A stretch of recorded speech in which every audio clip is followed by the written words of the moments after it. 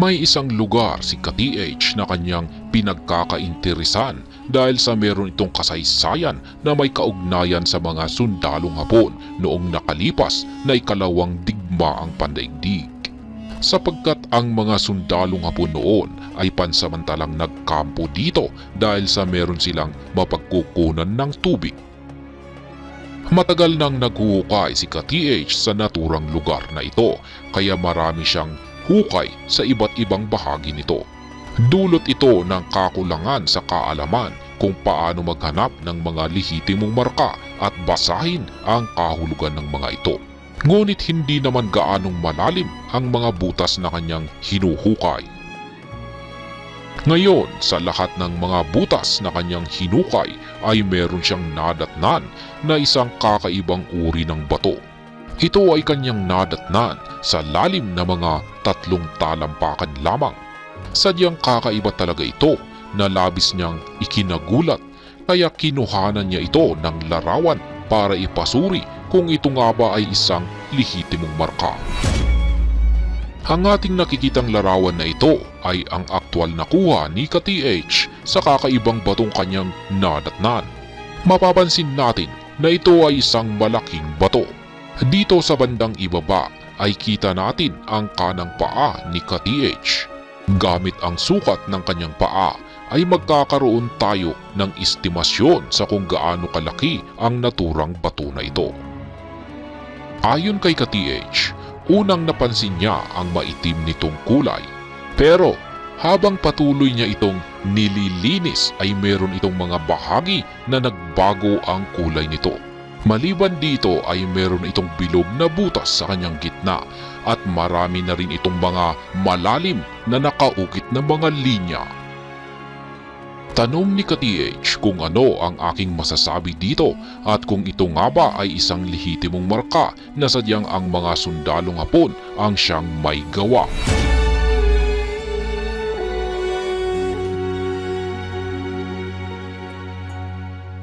Fossilized na malaking isda.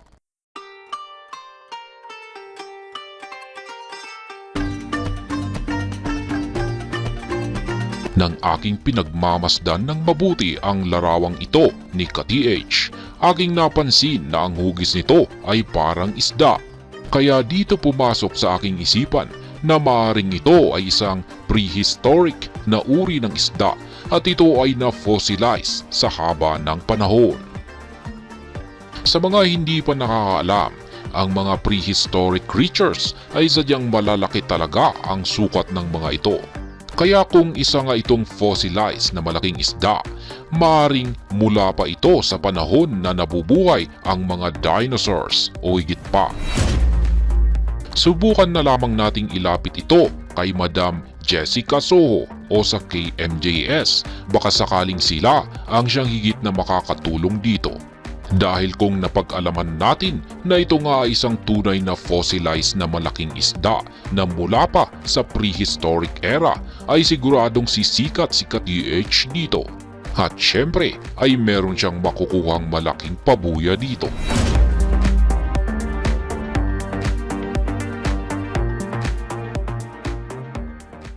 Kung ito ay isang Yamashita treasure sign.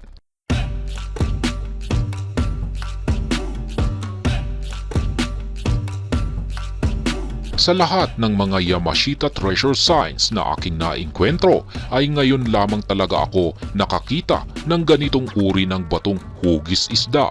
Kaya base lamang sa aking sariling opinyon, ang tingin ko dito ay isa talaga itong fossilized na malaking isda.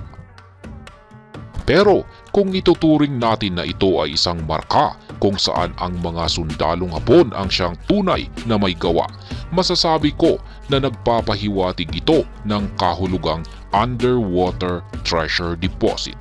Ibig sabihin, ang deposito ay nakabaon sa ilalim ng tubig.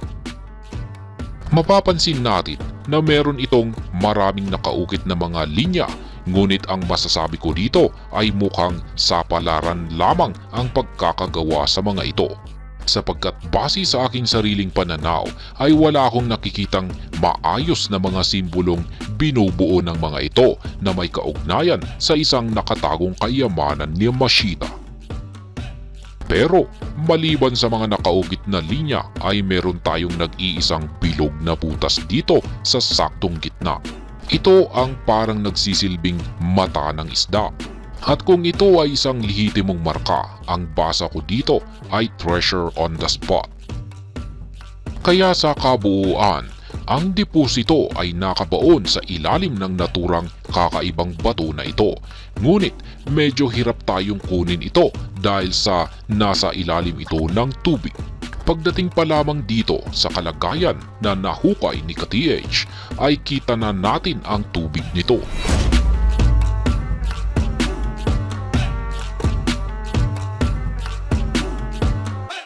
Ang masasabi ko kay ka-TH,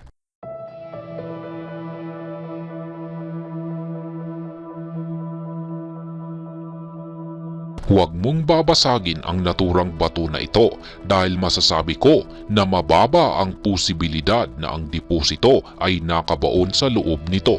Maliban dito ay sayang talaga kung ito pala ay isang tunay na naka-fossilize na isang malaking isda. Kaya huwag mo itong babasagin. Susubukan kong kontakin ang team ni Madam Jessica Soho at iba pang mga eksperto sa larangan ng archaeologist para malaman kung ano ang masasabi nila dito. Kung isa ka lamang solo treasure hunter ay mas makakabuti na huwag mo muna itong ituloy dahil ako ay nakakasiguro na mahihirapan ka lamang sa paghuhukay lalo na at matubig ito. Kailangan mo talaga ng mga kasamahan at gamit para i-operate ito ng maayos at ligtas.